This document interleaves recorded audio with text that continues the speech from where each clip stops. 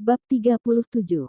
Alexander duduk di ruang kerjanya membaca surat-surat yang dikirim Dewan mengenai proposalnya untuk memperoleh tanah yang pernah ditinggali Kati bersama kerabatnya.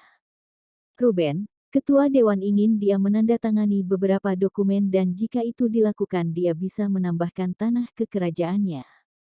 Setelah penyihir gelap menyamar, seluruh area berada di bawah otoritas Dewan untuk diperiksa dan orang-orang kota lainnya tidak berani menginjaknya. Takut pertanda buruk akan menimpa hidup mereka. Ketika pembantaian terjadi, para penyihir hitam biasanya menandai sekitar desa dengan lingkaran dan segitiga. Penyihir gelap, perintahnya yang kedua, Oliver, sedang mengintai, memburu mereka.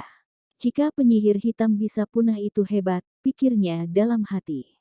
Memiliki mereka di sekitar adalah pekerjaan ekstra tetapi dia tahu satu atau dua orang yang cukup berguna baginya saat dibutuhkan. Sepupu Catherine masih hilang, tetapi dia punya firasat bahwa bocah itu pasti masih hidup atau harus melarikan diri. Lalu ada masalah lain di Valeria mengenai mayat yang hilang dari kuburan. Dia bertanya-tanya apakah itu ada hubungannya dengan para penyihir hitam. Salah satu keluarga dari mayat yang hilang di peti mati itu telah meminta bantuannya. Seseorang mengetuk pintu mengganggu pikiran Alexander. "Masuklah Martin," katanya melihat kepala pelayannya berdiri di pintu. Pria tua itu meletakkan segelas darah di mejanya sebelum berdiri diam dengan nampan di tangannya. "Apakah semuanya tenang?" Alexander bertanya sambil menandatangani kertas-kertas di depannya.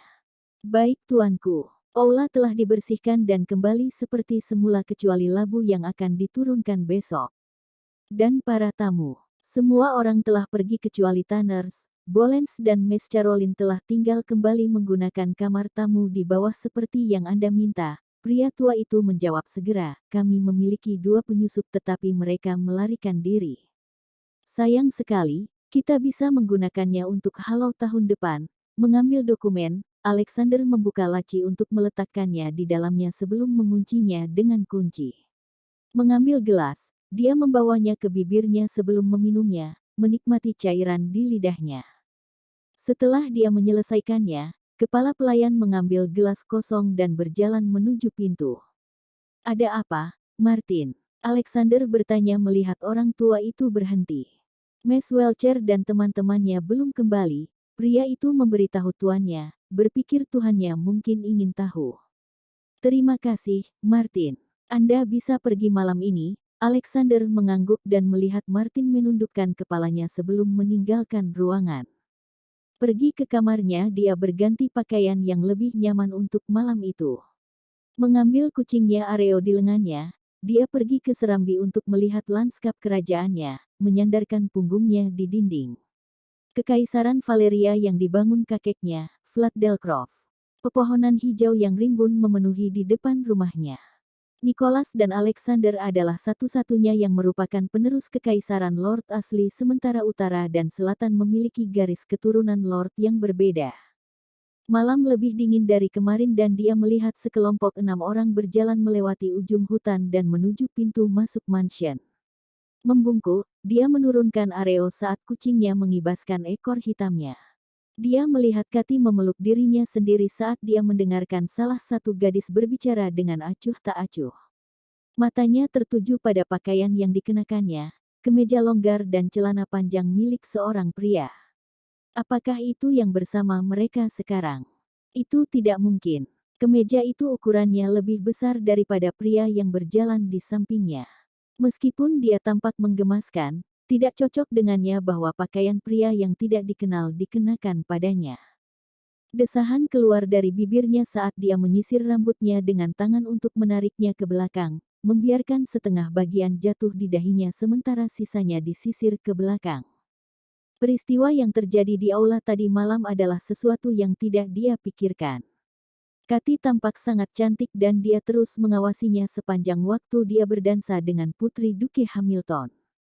Mata coklatnya menghindar setiap kali mata mereka bertemu dan dia memperhatikan lidahnya mengintip dari bibirnya yang halus untuk melewati bibir bawahnya dengan gugup sementara matanya mengikuti jejak. Dia telah melihat dia tersenyum pada sesuatu yang dikatakan Lord Nicholas dan detik berikutnya pria itu memberikan ciuman seperti itu adalah hal yang normal untuk dilakukan, tidak sebelum menambahkan bahan bakar dengan memiliki seringai di wajahnya ketika dia melihat Alexander seperti bajingan itu tahu sesuatu. Dia menjadi merah, matanya melebar karena terkejut dan ketika dia maju selangkah, dia mundur satu langkah sebelum dia keluar dari aula. Seperti predator, dia mengejarnya hanya untuk dihentikan oleh satu tamunya tetapi dia mencarinya setelah itu. Seharusnya hal itu tidak mengganggunya. Dia tidak berhak atas apa yang harus dan tidak boleh dilakukan gadis itu, bagaimanapun juga seperti yang dikatakan gadis itu bahwa dia bukan miliknya. Sebenarnya, jika mereka bertemu untuk pertama kalinya malam ini, tanpa kekhawatiran dan batasan di mana dia adalah seseorang yang tidak penting, dia akan membawanya ke kamarnya untuk menghabiskan malam yang menyenangkan. Dia melindunginya, tetapi ada hari-hari ketika dia terkadang mendapati dirinya memikirkan hal-hal yang tidak seharusnya dia lakukan. Dia terlarang. Dia telah memutuskan untuk tidak menyentuh sehelai rambut pun di kepalanya, namun dia telah berdansa dengannya, menggodanya untuk melihat pipi pucatnya berubah menjadi warna merah muda yang indah. Tidak seperti wanita yang mencoba menyanjungnya dengan pujian, dia justru menikmati kehadiran Catherine. Tangannya di tangannya saat mereka berbicara.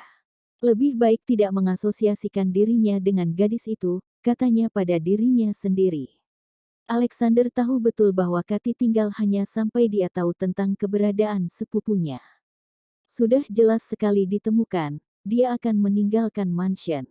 Menempatkan satu tangan di pagar, dia melompat dari serambi di tanah yang dingin untuk berjalan-jalan di kerajaannya. Saat mereka memasuki mansion, Kathy diundang ke kamar Dorothy untuk tidur malam itu karena mereka belum selesai merayakan Halloween.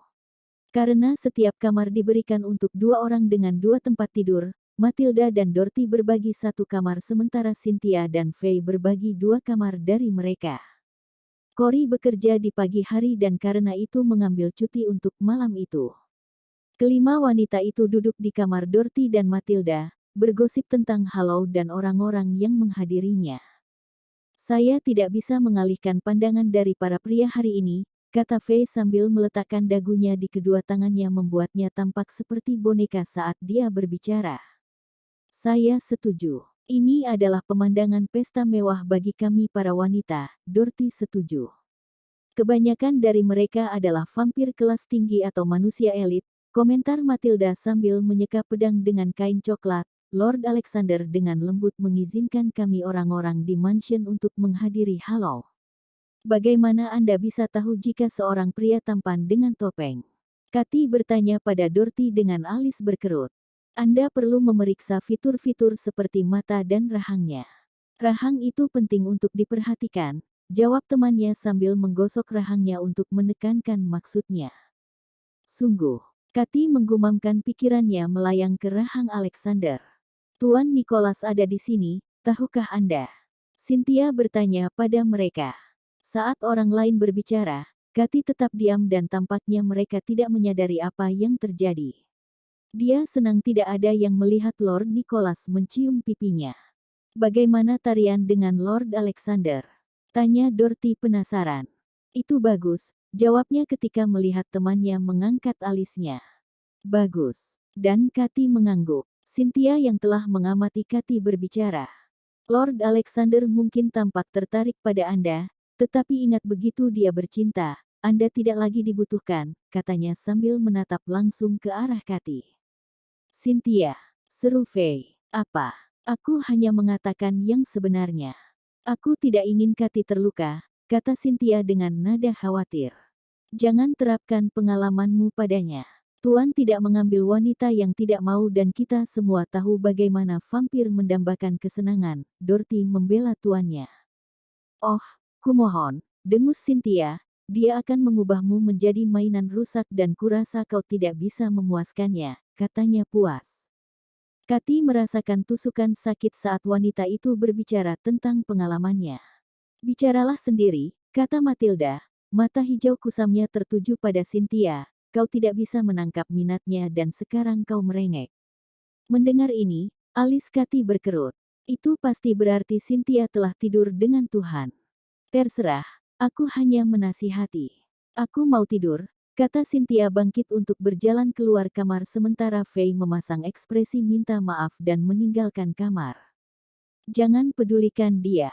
Dia hanya cemburu, kata Matilda kepada Kathy sambil menarik selimut untuk bersiap tidur. Sepertinya dia tidak tertarik padaku, gumam Kathy. Matilda dan Dorothy berbagi pandangan sebelum bergabung dengan kedua tempat tidur sehingga mereka bertiga bisa tidur di dalamnya. Mengambil selimut yang melewati Dorothy, dia menyebarkannya ke seluruh tubuhnya sebelum berbaring untuk tidur di malam hari. Bab 37